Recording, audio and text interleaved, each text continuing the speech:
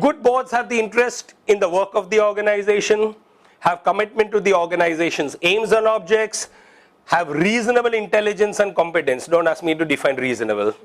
If income tax cannot define it, even I cannot. Reasonable intelligence and competence, respected in the community and by all stakeholders. This is very important. If you have even one board member who is lacking in this, it can be disastrous for your org. So choose your board well. Must be some people who are respected in the community and by all stakeholders. Even if there is one board member who is of questionable integrity, the entire organization can suffer on all fronts. Have capacity for growth. The board must have that. Sensitive to change and new issues affecting the community, ability to work in concert with others, to stand up to one's conviction, and treat staff as a partner. These are all desirable qualities in a board. Respect the right of other board members and staff to differ or disagree. Dissent if necessary, but accept with grace the majority decision or step down. By and large, this is how it should be. I mean, unless it is a matter concerning your core principles. Effectively mobilize and properly channelize resources. Yet again, a good board does that.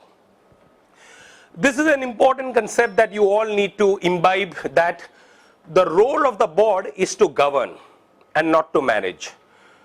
So governance is more about the macro level and management is more about the day-to-day affairs.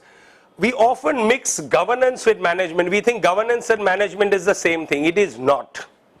Governance is more macro, management is micro. The board's role is to govern, which means what? To provide the leadership, to help get the resources, to provide the vision, to ensure the mission of the organization, to provide strategy. But having done that, they will not implement it.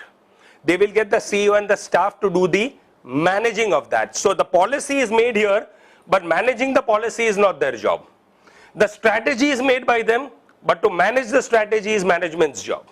So management is very different from governance. Board is governance, CEO and staff is management. So when we talk in terms of correct nomenclature, governors are the board, managers are the CEO and the staff. So we need to get, oftentimes we have this very fudge.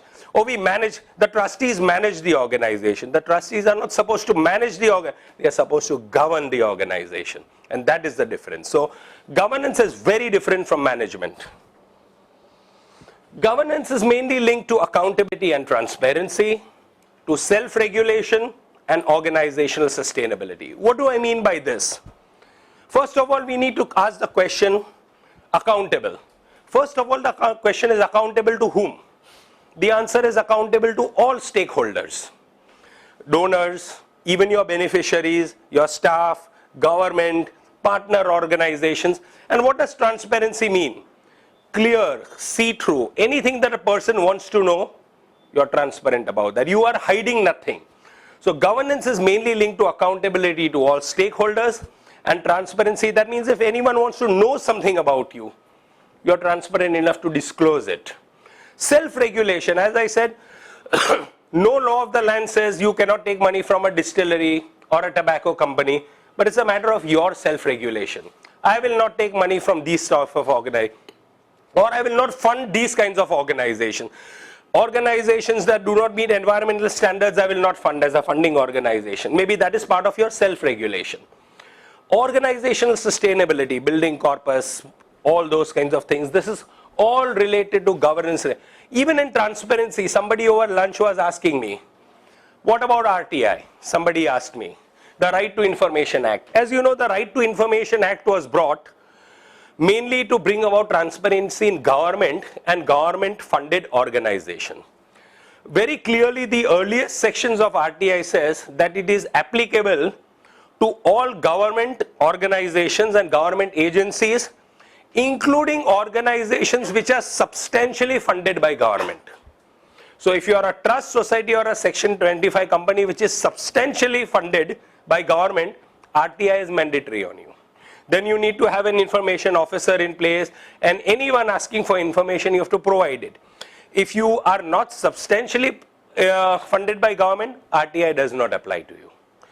the question will be asked, what is substantially funded? The last issue of philanthropy has covered it. There's a court judgment which says any organization receiving over a crore from the government is substantially funded. If you have received over a crore from the government, RTI will apply to you, otherwise it does not apply to you. No, that is not counted in that say. I mean, tax subsidy is a different thing. You may think that way, but I would prefer not to look at it that way.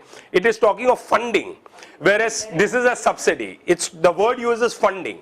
If you have received substantially funded by government, not substantially tax exempted by government, there's a difference. Funding is an income.